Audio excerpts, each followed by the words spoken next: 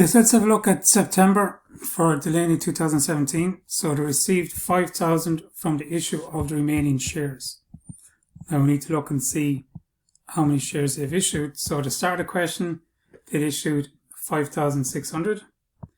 Remember, they issued an extra 200,000 here. So in total, they have issued 7,600. They're only authorized to issue 8,000.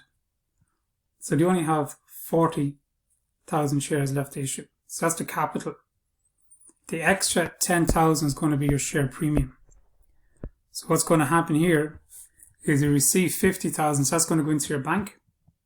So it's going to reduce your bank overdraft. You're going to have 40,000 for your share capital. And then you're going to have 10,000 then for your share premium. So you're going to have your capital or your bank minus 50,000 because that's going to reduce the bank overdraft. Your capital received was 40,000 because that's how many shares you left to issue.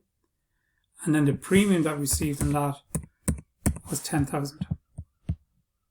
That's the difference between the capital and the money received is going to be your premium.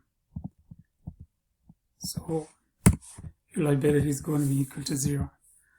So it's going to look something like this. Your bank, remember, it's a liability. So to decrease the liability, you put in the debit side. So 50,000 goes into the debit side of your bank. Share capital is an income. So credit side. And your share premium then 10,000 is the same as well. You could also say our share capital is a liability that you need to owe. You need to pay it back to your shareholders and the share premium as well. So it goes on the credit side, and that's your double entry. And that's how you put it in then into your tabular statements. You'll have minus 50,000, 40,000, and 10,000. So you have 0 left on your liability.